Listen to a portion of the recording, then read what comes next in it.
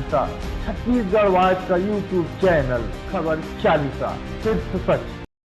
अफवाहों और अटकलों के बीच सच दिखाने का साहस, छत्तीसगढ़ के हितों से सरोकार।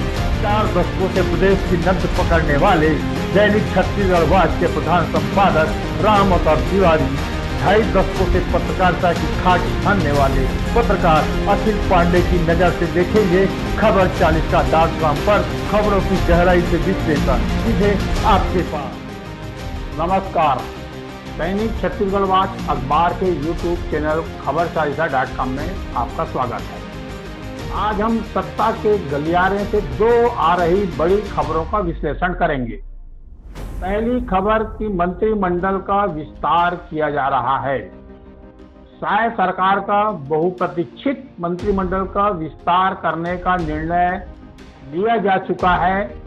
3 मंत्रियों को लिए जाने की खबरें हैं और अगर सब चीज ठीक रहा, आज छत्तीसगढ़ में भाजपा के सारे दिग्गज नेता हैं, संगठन मंत्री रवि प्रकाश, नितिन नवीन, जामाल, पवन साय, मुख्यमंत्री साय सहित सारे दिग्गजों की आज बैठक हुई है, रणनीतियां बनी हैं और कल मंत्रिमंडल का विस्तार होने की खबरें आ रही है।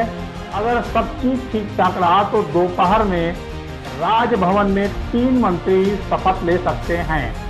उन 3 मंत्रियों के नाम है, पहला मंत्री है अमर अग्रवाल, बिलासपुर के विधायक, पूर्व मंत्री, वैश्य समाज के नेता, लखीराम अग्रवाल के पुत्र, प्रशासनिक कामकाज का अनुभव अच्छा, वित्त और आबकारी विभाग जैसा संचालन विभागों का बेहतर तरीके से किए हैं और शांत हैं और पार्टी लाइन से काम कर रहे हैं। इसलिए वैश्य समाज के कई नेता दावेदार थे और बृजमोहन अग्रवाल वैश्य समाज के नेता का इस्तीफा लिया गया था, उनको सांसद बनाया गया। उनके जगह में वैश्य समाज से ही अमर अग्रवाल को मंत्री बनाए जाने की संभावनाएं हैं, लगभग तय माना जा रहा है। आबकारी जैसा विभाग जो छत्तीसगढ़ में विवादित रहा है, उन विभाग में नीति परिवर्तन का काम, उस विभाग को आबकारी विभाग को बेहतर तरीके संचालन अमर अग्रवाल ने किया है। और ये माना जाता है कि साय सरकार में जिन मंत्रियों की शिकायत आ रही है, सर्वाधिक शिकायत नए मंत्रियों की आ रही है।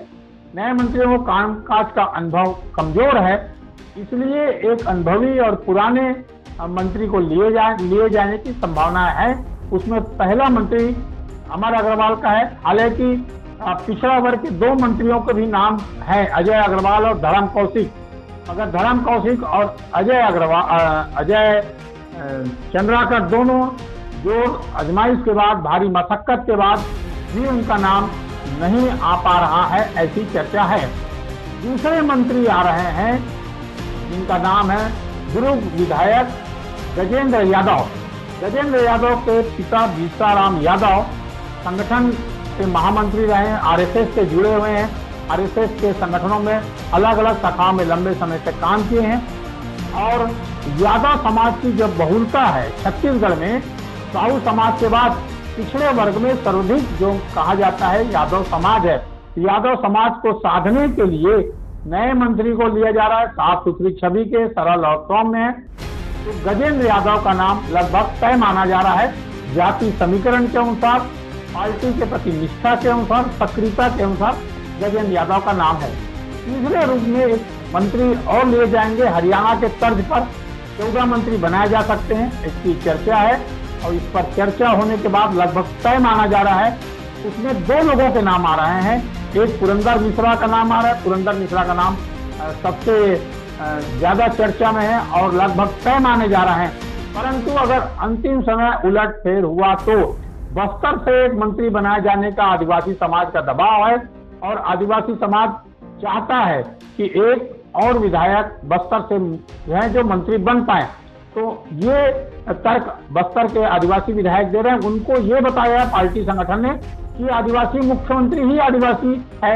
ऐसे में जो मुख्यमंत्री बनाकर एक बड़ा प्रतिनिधित्व आदिवासी समाज को दिया गया है, इसलिए आदिवासी समाज के और मंत्री अगर नहीं बनाएंगे तो भी चलेगा, ऐसा आश्वासन दिए जाने, ऐसी चर्चा होने की चर्चा है। इसमें ये जा रहा है कि महिला मंत्री जो है, महिला विधायक लता उसेंडी को मंत्री बनाया जा सकता है। वो उड़ीसा के प्रभारी हैं। उड़ीसा में उन्होंने भाजपा की सरकार लाने में बड़ी भूमिका रही है। केंद्र और राज्य सरकार के अलग अलग पदों में लता उसेंडी रही है। बड़ा प्रशासनिक अनुभव है, शांत और सौम्य है, विवाद से परे रही है लता उसेंडी, इसलिए लता उसेंडी का नाम भी लिया जा रहा है। परंतु ऐसा माना जा रहा है कि पुरंदर मिश्रा के नाम पर सहमति सत्ता और संगठन से बन गई है। वो इसलिए भी बनी है कि उड़िया समाज के लोग भारी संख्या में छत्तीसगढ़ में हैं। उड़िया समाज को प्रतिनिधित्व देने के लिए और उसकी निष्ठा सक्रियता को देखते हुए, उनके कामकाज का अनुभव को देखते हुए पुरंदर मिश्रा के नाम पर सहमति बन रही है और लगभग तय है, सब चीज ठीक ठाक रहा तो कल वो शपथ लेंगे, ऐसी चर्चा है। एक बड़ी और खबरें जो आ रही है राजनीतिक गलियारे से, वो आश्चर्यजनक और बड़ी खबरें आ रही है कि संसदीय सचिव नहीं बनाए जाएंगे। अभी तक ये चर्चा थी कि 13 लोग संसदीय सचिव बन सकते हैं, 10 लोग बन सकते हैं, 8 लोग बन सकते हैं। तो जो नए विधायक हैं, नए विधायकों को संसदीय सचिव बनाए जाएंगे, ऐसी चर्चा थी। पार्टी स्तर पर इन नामों को विचार विमर्श भी किया गया, ये भी कहा जा रहा है। परंतु दिल्ली में केंद्रीय नेतृत्व से चर्चा के बाद, केंद्रीय संगठन नेतृत्व की चर्चा के बाद ये माना जा रहा है कि जो फिलहाल संसदीय सचिव बनाने की जो तैयारियां थी वो पर विराम लगा दिया जाए।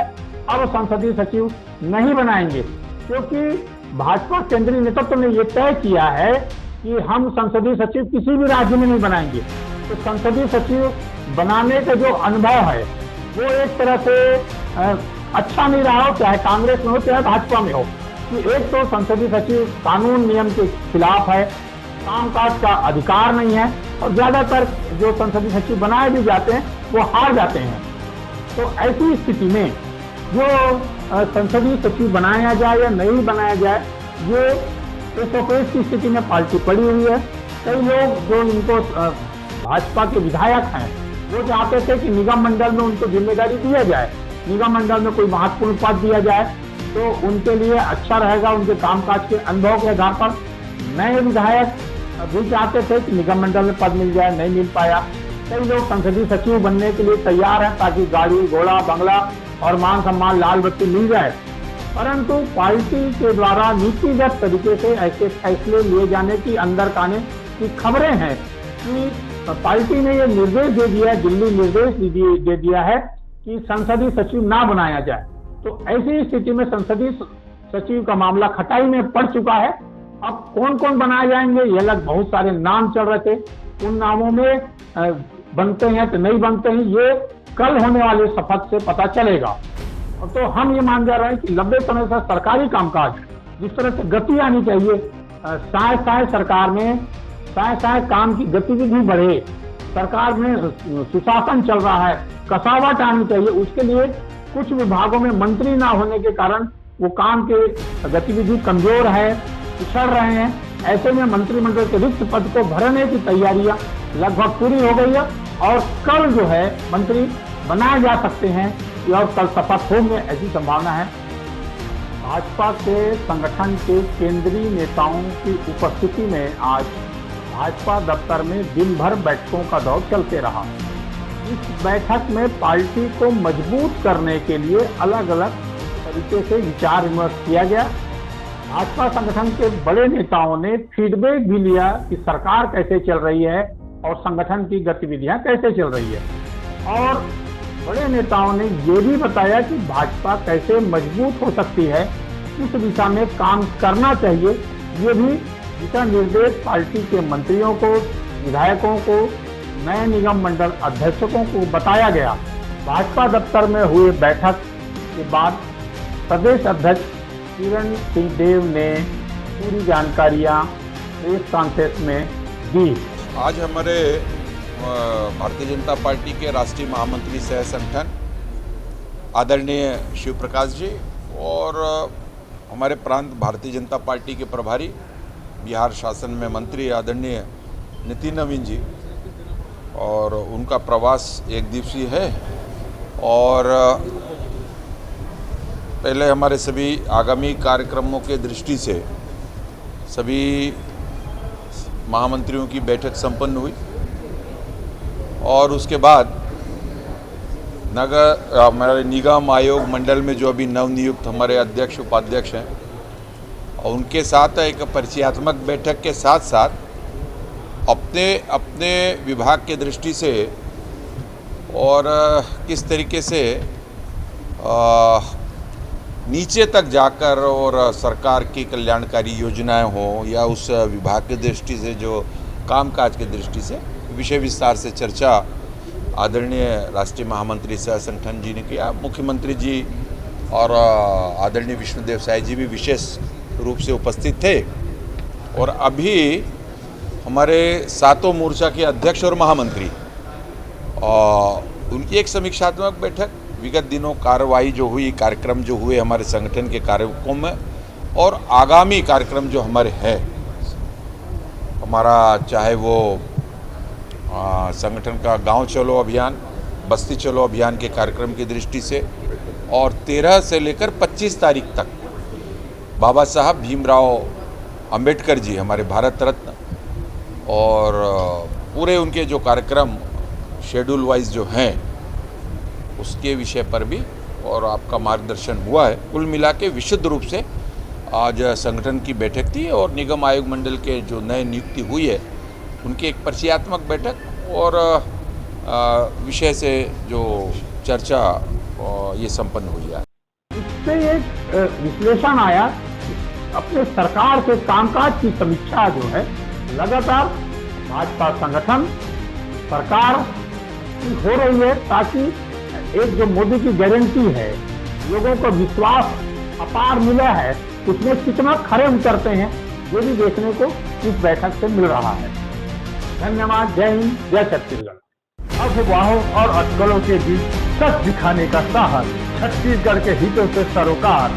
4 दशकों से प्रदेश की नब्ज पकड़ने वाले दैनिक छत्तीसगढ़ वाच के प्रधान संपादक राम अवतार तिवारी, 2.5 दशकों से पत्रकारिता की खाट छानने वाले पत्रकार अखिल पांडे की नजर से देखेंगे खबर 40.com पर खबरों की गहराई से विश्लेषण सीधे आपके पास।